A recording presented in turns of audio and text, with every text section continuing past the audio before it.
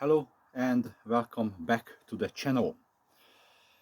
So this video is part of the knife throwing for dummies series, and this is the full and comprehensive guide or explanation of how do I throw no spin, okay, or how do I do no spin knife throwing. Okay, now before we start, it's important to say or acknowledge that this is not the only way. This is my way. Now, the question is quite reasonable. Is this the best way? Is this the most powerful way? Is this the most accurate way? Is this the most consistent way?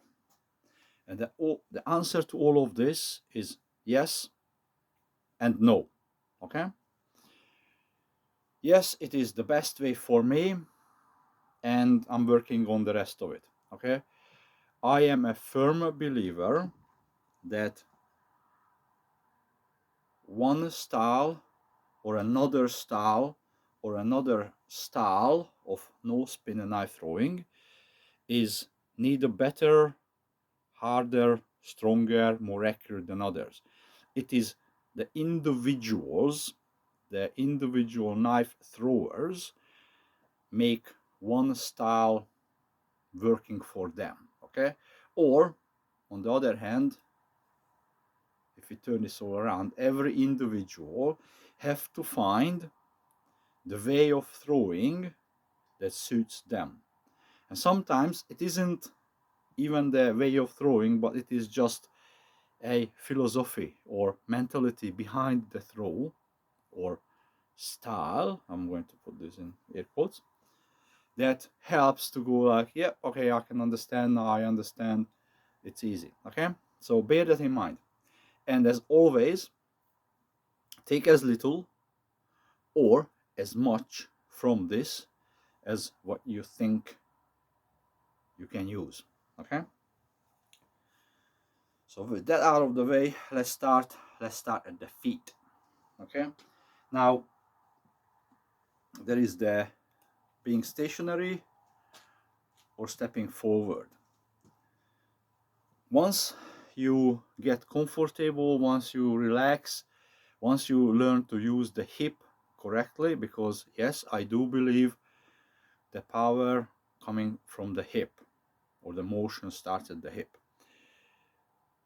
then both of them is going to be equally good. Okay, just like Bruce Lee's famous 1-inch punch, it is because he just learned how to use the proper body mechanics, the proper muscle tensions at the right time. Okay, now, but bear in mind that the stepping forward has like a psychological effect. Okay, just like when we think if we're going to push something along, if we just start pushing it, we think, well, it's going to be hard.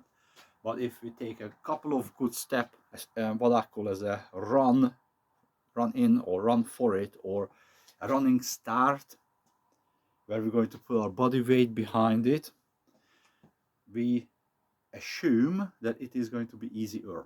Okay, so the stepping forward that has that effect of, if I step forward, that means I'm putting my whole body into it.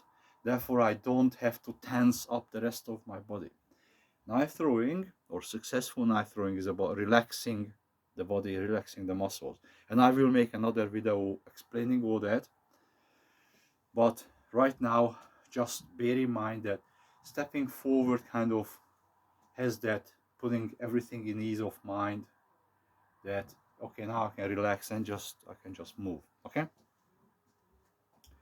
now I throw right hand, so my left foot should be forward. Now when I stand, it's about the heel is just about in line of the ball of the foot, or give or take. But not more than heel to toe.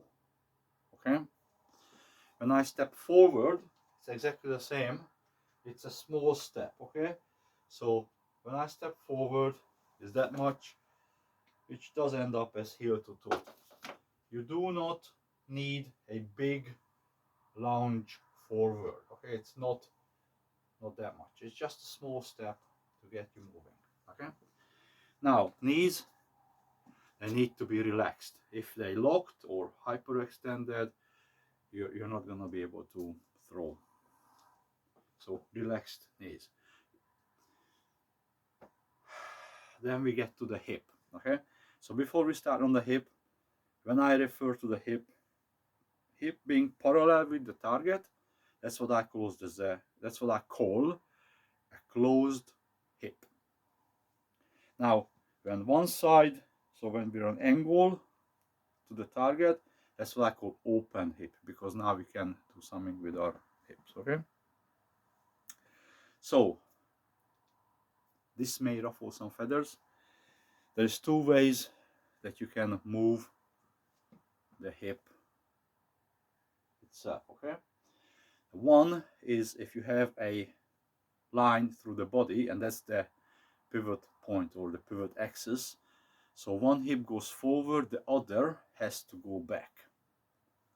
Okay, so that.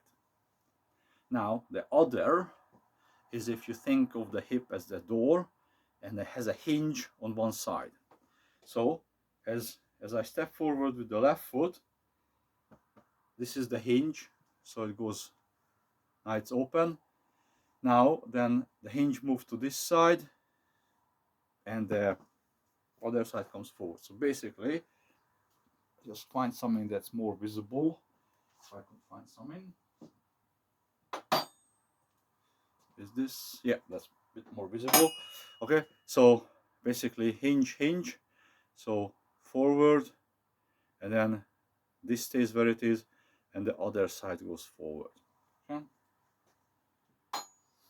Now, the first that moved forward, maybe it's moving back a little bit, but it's not a forward and back movement. It's this. Okay. Now, maybe this is the point I should say. I believe in a rotating motion forward. Okay, so utilizing, well, it's not really the centrifugal force, but it's utilizing the same principle as the shepherd sling, which is a piece of rock in a pouch on a string. So as it gets rotated, or in a vertical way or horizontal way, doesn't matter, and at the right point the string lets go and the rock will fly towards the intended target. Okay, circle, okay, not like a shot put or like a dart, not that way. So this. Okay, now the hip itself, let's go with the lower back. It doesn't need a big bend forward, so no big step and no big bend forward. You don't need to be stiff or tense, so I can't move. It has to be like natural. If it needs to move a little bit, allow it. It's all about being relaxed. Now, the hip and the shoulders relationship, okay? So first we're going to talk about the shoulders and as a cross. So think about your torso as this piece of wood. As one side moves, if this moves forward, this comes with it. It doesn't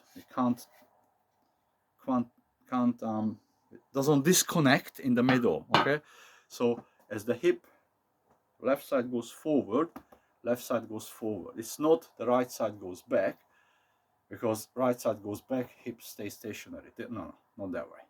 It's this way, this way, this way. Okay, so as the left side goes forward, the left side goes forward, the right stays with itself. Okay, so that's the shoulder plane.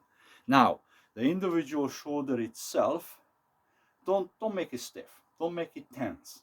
Allow as much movement as the arm will pull it. Okay, so allow the movement, don't restrict the movement. Then we go on to the grip, okay, because then we go up from here to here. Now, I don't look for the balance point in my knives or my throwers, but all my throwers are, so this is about 270 millimeter if I'm right. These are 200 millimeter. Okay, so between 200 and 300 millimeter long, all my throwers. Anything longer than this, I don't throw. I'm not sure if that's visible enough.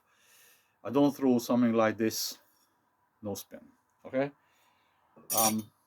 So index finger is curled, and the fingertip is touching the spine of the knife. Okay. Now, so let's start at the beginning. Show like a European 3. The ring finger is straight, not tensed. Okay, straight. Now, see where the ring finger meets the palm. There's a natural palm heel. So that's where the butt of the knife sits. Same depth as the ring finger. Okay.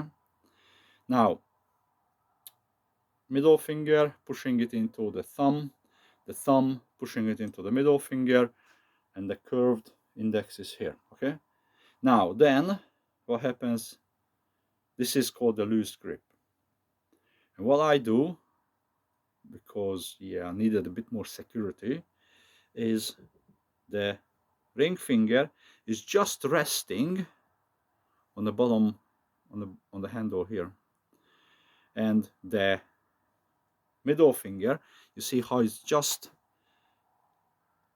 not just pushing from the side, it's just touching the bottom end of it. Okay, so therefore the whole thing is a little bit more secure this way and this, so sideways and back and forth. So it is secure enough. If I hold it downward, it's not gonna fall out, but it's easier, it pulls itself out of my hand. Okay, now the curved finger just helps, because sometimes my hand gets sweaty, this release is not always uniform. I just give it a little push, just a little bit. It's not a big push, is just enough to help the knife to start its journey towards the target. Okay, now the wrist is relaxed, it's not pull from the muscle, it's just relaxed. Okay, now we go back to the shoulder and elbow and arm. So when you stand like so, this is what I call as a natural shoulder place. Okay, now the shoulder by design can move a big like this. Now put the knife down. Okay, which basically allows you to pull, rotate, do all this. Okay, so from the side, right? Now I can do a few of those, and then my shoulder saying, well, can you please don't do that? So what I discovered, okay, so 12 o'clock is mostly associated with overhand knife throwing. 3 o'clock is sidearm, and then 6 o'clock or 5 or 6 o'clock down here is underarm. Okay, now watch this. So this is sidearm. Now if I just lift my forearm, my shoulder still haven't moved in a socket this way. Now this means if I'm here, I can move the shoulder, like if I'm not moving the body, I can rotate the shoulder, but it's only rotating on one plane. It doesn't go over, and so it's not utilizing the full mobility of the shoulder. It's only utilizing one plane move. I call it the one plane movement. And if you have shoulder issues, it will help greatly. Okay, but what it is, it's my knife is no longer flying this way. It's flying around halfway between 12 and 3 o'clock. Okay, so from front, my arm travels here, here, here, here. Okay, now, as I was saying, this is a rotating movement, but at the end of the arm movement, so there's a rotating here, rotate, and then there's a movement forward. Okay, here. Do not hyperextend your elbow, that will hurt very soon, or sooner than later. So here letting go, and then follow through. Here letting go, follow through. So slowly, slow letting go, follow through. Now it doesn't matter if your follow through come to your belt or to here, it doesn't matter. It's a follow. It's just a deacceleration. Doesn't matter. Okay, just allow the arm to decelerate. Right, now sometimes I say it's a pull, sometimes I say it's a push. Do not get into the push-pull debate. It's gonna take up your, it's gonna drive you into insanity. Okay, I always picture this movement as a pull. I'm pulling something from behind towards the front, as I said, just like in a shepherd's slings. But if your imagination or visualization goes from pull to push, or it's always a push, it doesn't matter, whatever works for you. Right, let's put this into practice. Okay, so stand, pushing the left side forward. Now, yes, I pull the elbow back, but I'm not twisting the torso back. Oh, somebody left a screwdriver in my target. So, pushing the left side forward, prepare, yeah, push. Now, I forgot to mention the right foot, just allow it, just follow the hips. Don't, I mean, you can keep it planted if you want, but you can come up onto tippy toes. There is a difference between a punch and a throw. There's no feedback here. Once you let this go, once you let the knife go, there's no feedback. Not like punching a bag or something solid, when if you're not planted, you get pushed back. This is just relaxed, okay? So, now, no step or step. So if I stand here, push forward, forward, throw, okay? Now, that sounded great, but went into the broken piece of the target, so it doesn't matter. Now, if I step forward, then throw, exactly the same, or step and throw, but I can't talk and do, so step and throw.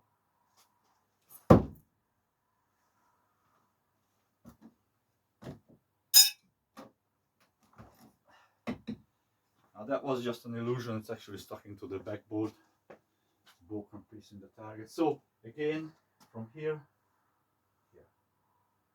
yes, pulling the elbow back, but you see my shoulder is not raising. You're not utilizing the full.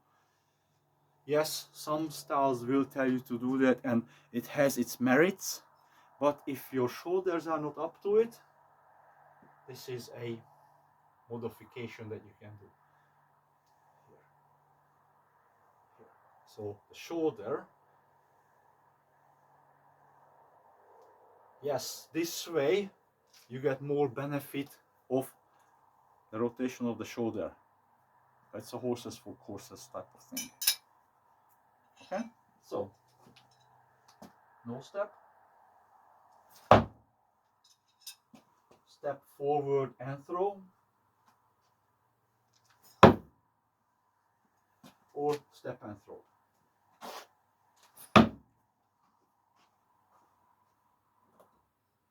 Now, the last one did sounded more forceful when it hit the target, but my target is very broken up at the moment, so don't go off by the sounds. The blocks are loose, so it just depends on where I hit the target. I think they relatively similar with the force, the knife's force when it's arriving to the target. So one last time, push forward, push the left side forward, this side, left side, forward. Is it showing? Yeah, this side, left side, forward, there. Push it forward. Sorry. So step, throw, or step and throw. Allow the whole body and be relaxed. The biggest mistake you can do is you tense up, and even worse if you tense up one part during the movement or body. Well, it's not really body mechanics, but if any part of the movement get tense, like for example, you're not allowing your shoulder to move where they want to be, that's going to be like a bottleneck within the movement, and it can lead to injury, but it's definitely going to lead to reduce speed in the knife. So, and very important to do follow through. In the next video or somewhere along the line soonish, I will explain when you can actually do a sudden stop, but that needs a little bit of explanation. Right now, follow through. Pushing forward, follow through. Okay, so this is it. I hope it helps somebody, even if it helps as a okay, I don't want to do it that way, because then you're already one step closer to finding your own way, because you know what you don't want to do. But if you're able to use any part of this, that is great. But in any way, or either way, thank you for listening, and see you in the next video. Thank you. Bye.